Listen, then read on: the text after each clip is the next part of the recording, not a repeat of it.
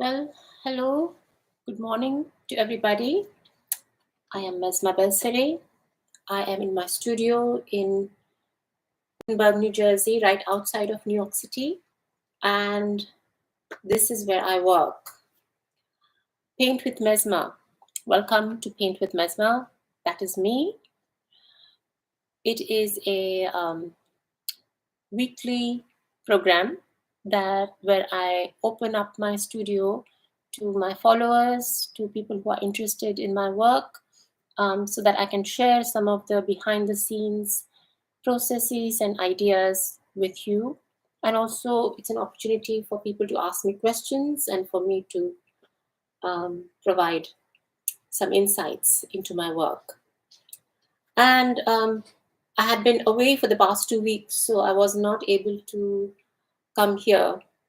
I was traveling and I'm traveling again. So it has been a little bit of a busy time, but I'm back. And lots has happened in the past month or so. I have been thinking about my work. I've been outside a lot more than I usually am, and observing nature mostly, because I find that nature is infinitely inspiring, and there are so many forms. The range of forms is endless, and one can keep on delving, getting inspired, experimenting with those forms, uh, and incorporating them in the work. But that happens naturally because you're not setting out trying to do something extraordinary. But the hope is that something extraordinary will emerge over time when we are invested in nature for a, for an extended period of time. So that is the idea here.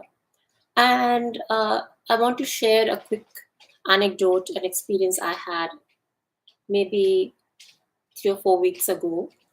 I go for walks occasionally, but regularly outside. And on one of my walks, one evening, I noticed that there was a big tree on the way that had been cut down, and it was just lying there. It was an alive, thriving, healthy, beautiful, flowering tree that for some reason had been cut down.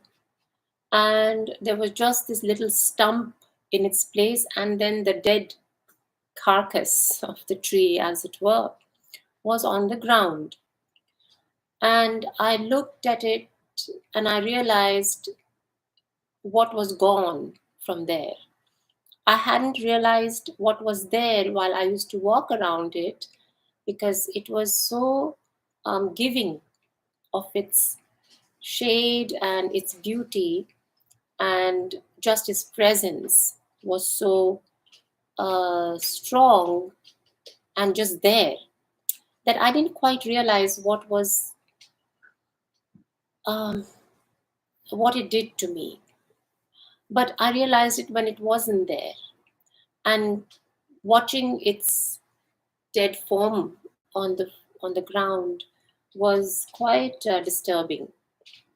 I felt emotionally distraught, and I felt like one of my loved ones was on the floor, and I couldn't do anything about it.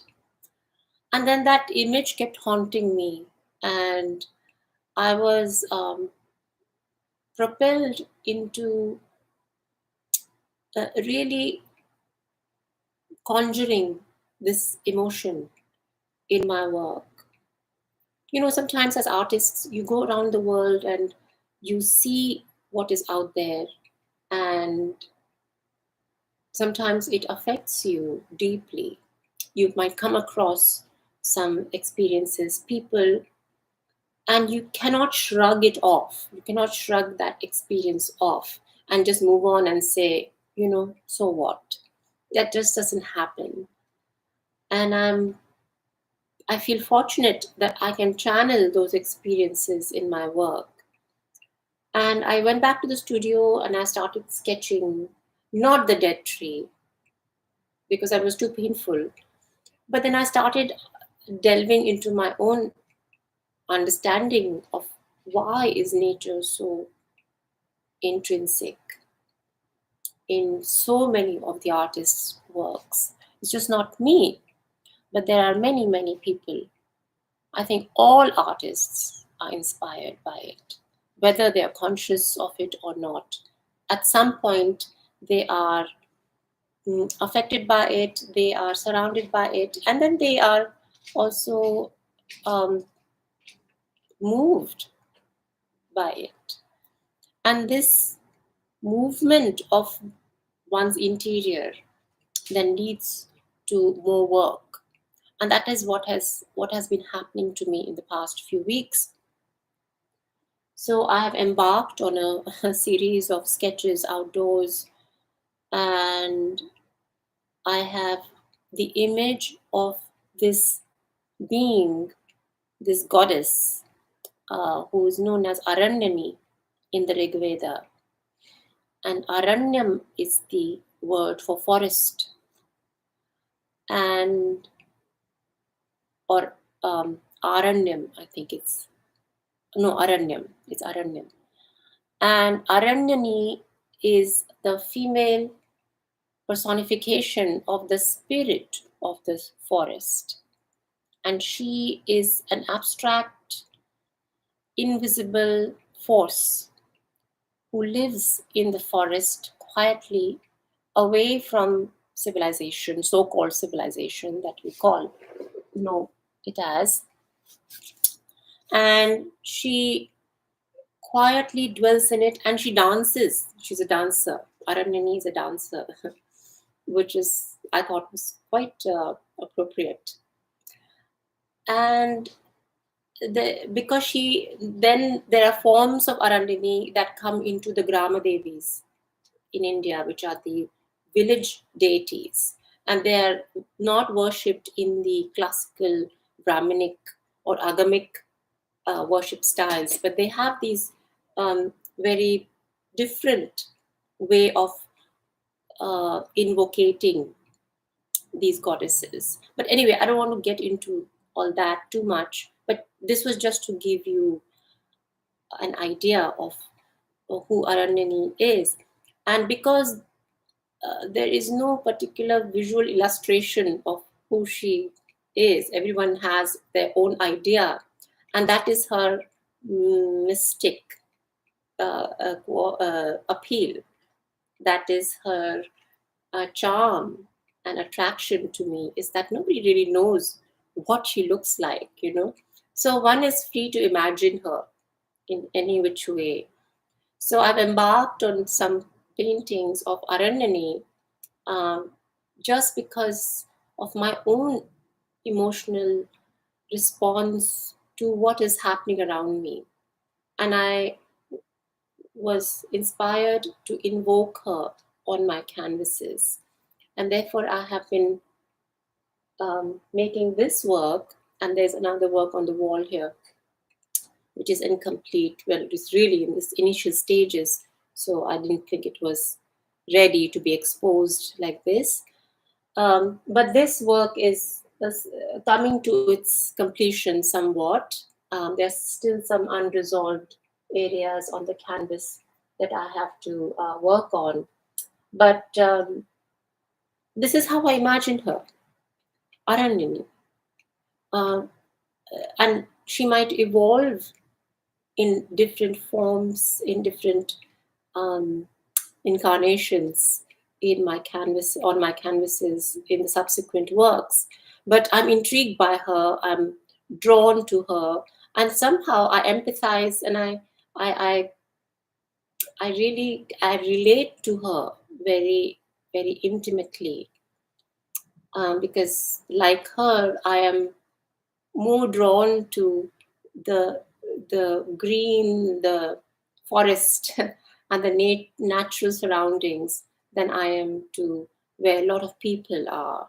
Of course, there are times when one has to oblige the company of people, but I find inspiration in nature, because I find it has its own consciousness. The forest has its own, it's a living, breathing entity, and it's sacred, and it must be treated so. And so anyway, let's not get too much into that. But this is what I've been working on, and then I've also been reading a few things on artists and artists' lives, and there is a lovely book that I highly recommend. Uh, Vincent Van Gogh's um, letters to his brother Theo, and these letters are not just letters from one brother to the other. These are pearls of wisdom that have come out of Vincent's pen and have found themselves on his page. He is as good a writer as he is a painter, I think. And his observations about life and people and his place in the world and his struggles, his inner creative artistic battles with the world. One, I think artists can relate to those. And I highly recommend this book that I'm currently reading and quite enjoying, actually. So those are the things that have been going on. In the meantime, I would like to remind people that you're free to send me messages or questions. I like it more when they are more than just about how beautiful the painting is, or quick comments about what's on the screen. But something more insightful, something more intense, thoughtful comments, if you have, I'd love to read them. And I also like to see people's works, because they have sometimes people will send me what they've done, and that gratifies me to see that, to see other people's work, and what are they invested in as artists. So I highly appreciate it when I receive those works in my inbox. Anyway, so the way this works, for those of you who are new, is that I paint for some time, and then I come back and I talk. I might read a quote from this book that is beautiful. In fact, I've picked one for you today. And so that's what we're going to do. So I'm going to get to my painting for 5 or 10 minutes, and then we are going to come back to this book, and I want to read a one quotation from here that is, I think, quite inspiring. So, and in the meantime, you're welcome to type in questions in the chat box, and I will take them and respond as they come. All right, so here we go with the painting. Let's play some music. What shall we play today?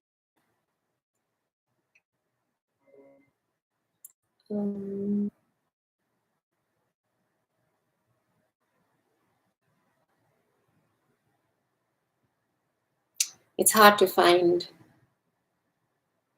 How about Vivaldi, maybe? Oh no. Yeah, let's play Ravi Shankar. It says Morning Raga. I don't know what raga it is. They don't mention. But we'll go with that.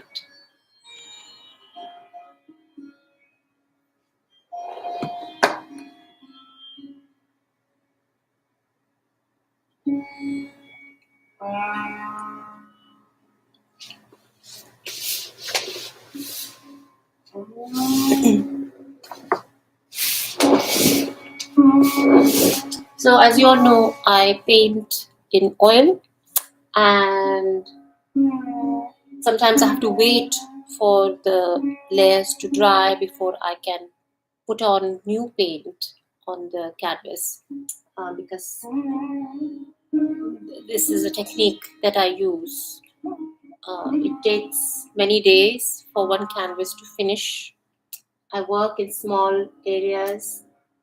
Even if I'm working on large canvases, I have to proceed slowly. Um, I might put on more light. I think the light is not adequate. Excuse me.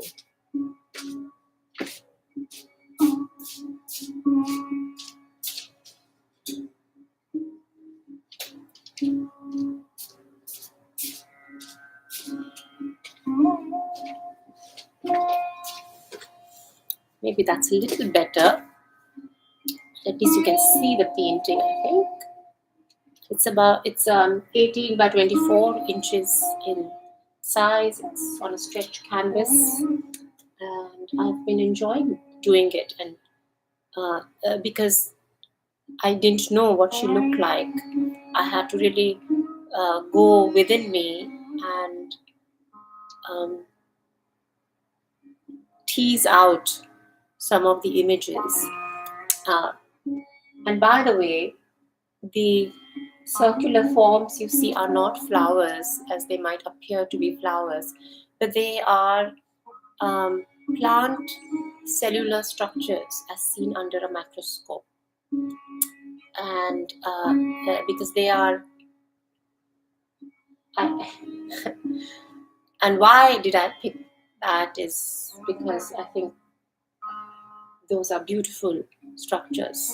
If you have not seen images of microscopic cellular structures of plant cells and cell walls, I highly encourage you to do that because they are absolutely gorgeous in color, in form, shape, variety, and so many things. So try it out. So that's what those are. And I imagined her decorated, bedecked with these beautiful forms of the smallest possible structure in the forest. So she is in every little tiny cell in that forest, is the idea that I am trying to convey.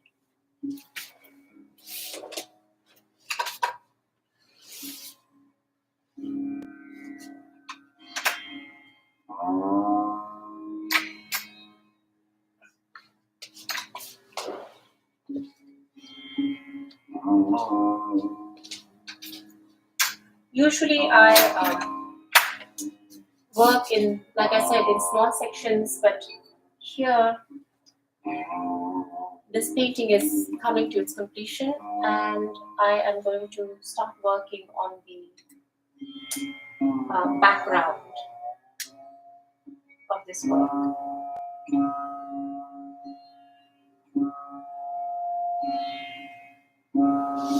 If you can see.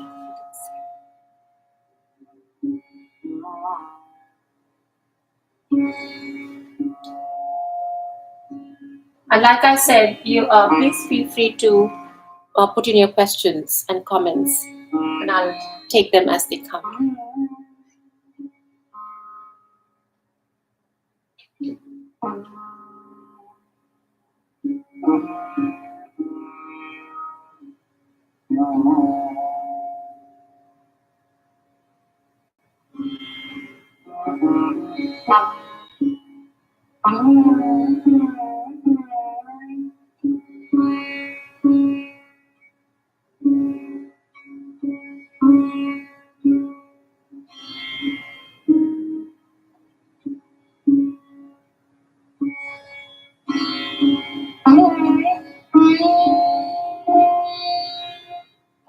By the way, it doesn't sound like a morning raga to me. It sounds like a young Kalyan Ghat evening.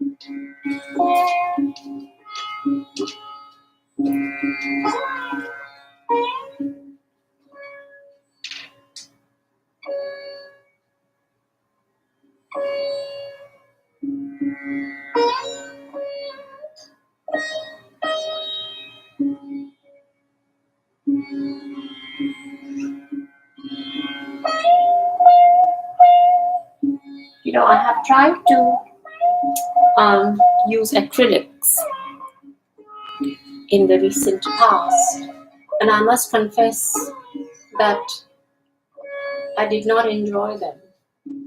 I think I am just too much in love with oil as a medium. And a lot of people think that oil is too hard and it's too cumbersome, it doesn't dry quickly. But there are ways in which you can make it dry quickly. Um, and I really don't think that there is any other medium in painting that comes close to oil. I really don't think. And I know I'm not just fantasizing about it. I'm speaking from experience, and there's a reason why oil as a medium has survived for centuries in painting.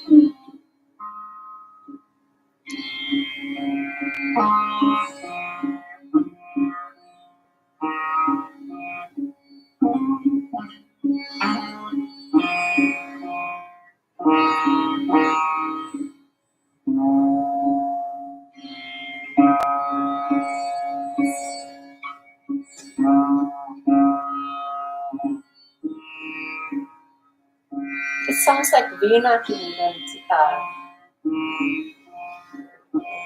I don't think this is sitar.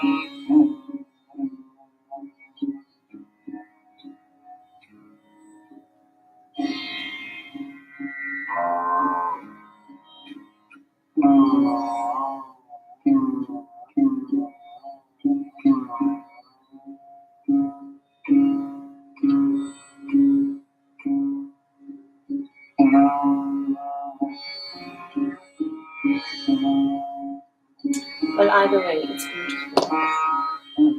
Maybe he's playing it like a Veena. It's amazing that one can do that.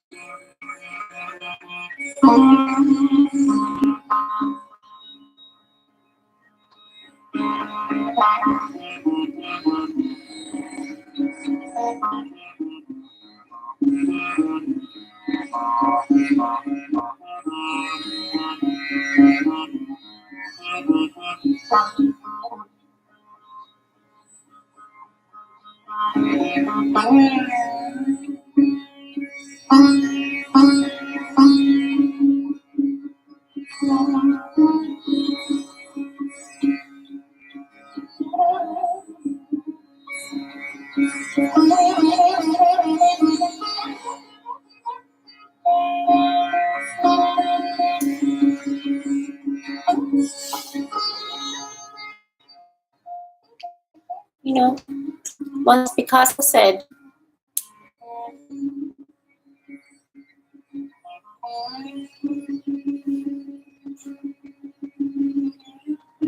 I don't know if this is doing something. Once Picasso said, when you put one color next to the other and they sing together, can anyone explain that? It's a question for everybody. So if you have any ideas about that, please tell me.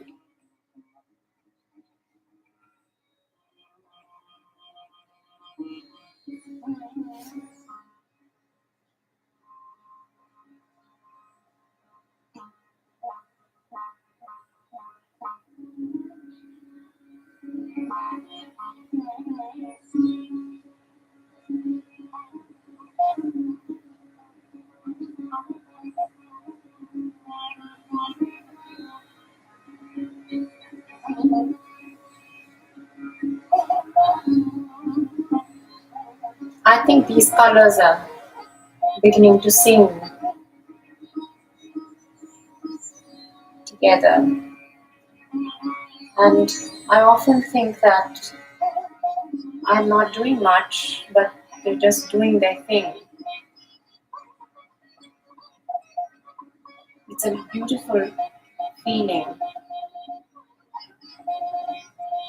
when you can enjoy the process in that way. Because we can get very caught up in technique.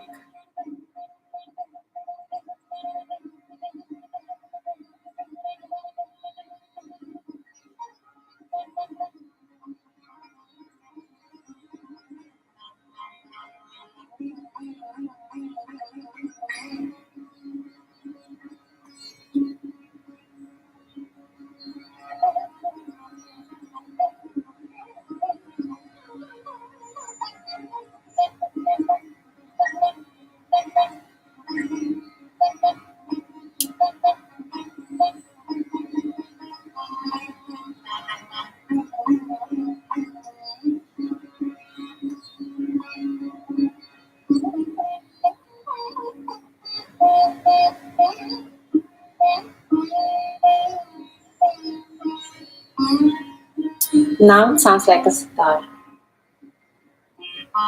It's amazing that he can play it like a veena.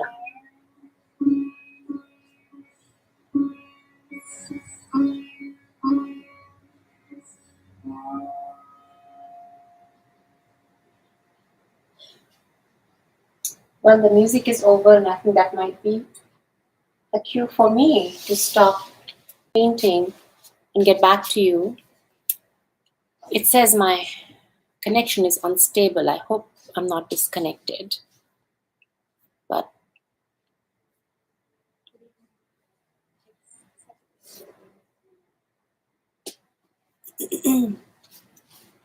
so the quote I want to read today and maybe leave you with it is this. And just to remind you, this is a quote by Vincent van Gogh to his brother Theo. It is a part of a series of letters written in, I think, 1878, is it? Let me double check. 1877, and then, 1877. Wow, this is a long time ago. I'm quoting here. If one keeps on loving faithfully what is really worth loving, and does not waste one's love on insignificant and unworthy and meaningless things, one will get more light by and by and grow stronger. Sometimes it is well to go into the world and converse with people, and at times one is obliged to do so. But he who would prefer to be quietly alone with his work, and who wants but very few friends, will go safest through the world and among people. This is typical Vincent van Gogh talking. Again, back to the letter. And even in the most refined circles and with the best surroundings and circumstances, one must keep something of the original character of an anchorite. Anchorite is a mendicant or a recluse from the society. For otherwise, one has no root in oneself. One must never let the fire go out in one's soul, but keep it burning. And whoever chooses poverty for himself and loves it possesses a great treasure and will always clearly hear the voice of his conscience. He who hears and obeys that voice, which is the best gift of God, finds at last a friend in it and is never alone. What a beautiful, beautiful paragraph. I think this sums it up. This paragraph, written in 1877, if we learn nothing from him and his work, but just take this one paragraph, I think we have learned the way to live. What do you think of this? What do you think of this quote? Please write to me and tell me. And if you want me to go into it and dissect it and analyze it and discuss it, I'm happy to do that, but I don't want to do that today. I've already spoken a lot, and I want to leave us with Vincent's spirit today while I get back to the painting. Thank you for being here, and I will see you next Saturday at 11 o'clock in my studio. And until then, goodbye and take care.